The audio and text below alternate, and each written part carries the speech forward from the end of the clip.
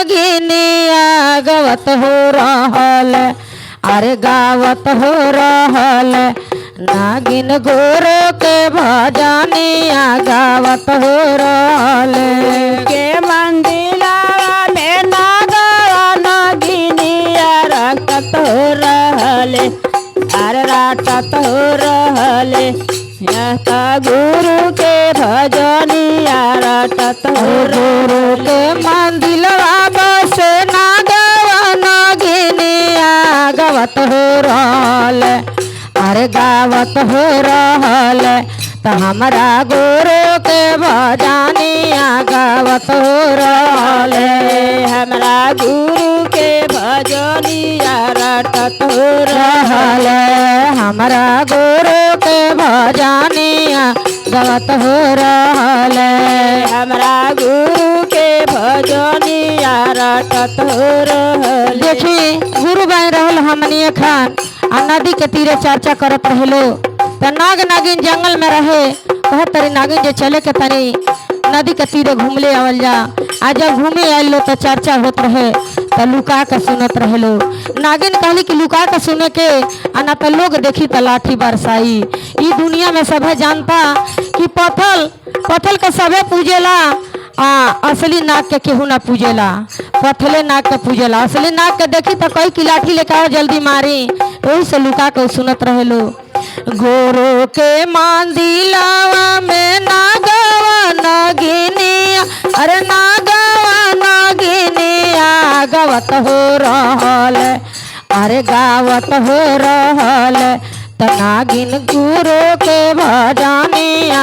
गावत हो रहल मंदिलावा में नागवा नागिनिया गावत हो रहले तार गावत हो रहले पिता गुरु के भजनिया गावत हो रहल हमारा गुरु के भजनिया गावत हो रहल हमरा गुरु के भजनिया गावत हो रहले। देखी सब गुरु बहन मिल के मांगे ललो अपना अपना लइका पति सबके दाया वही अहो मांगत तरी कह तरी गाये गाये नागिनी मांगे बारा दानावा अरे मांगे बारा दानावा अमर रहना अरे अमर रहना त हमरा मांगे के से नूरावा अमर हो रहना हमरा मांगे के से नूरावा अमर रही गाये गाये नागी ई मांगे बारा दानावा अरे मांगे बारा दानावा अमर हो रहना अरे अमर हो रहना त हमरा मांगे के से नूरावा अमर हो रहना हमरा मांगे के से नूरावा अमर हो रहना हमरा मांगे के से नूरावा अमर हो रहना हमरा मांगे के से नूरावा अमर हो रहना। नागिन के भजन सुन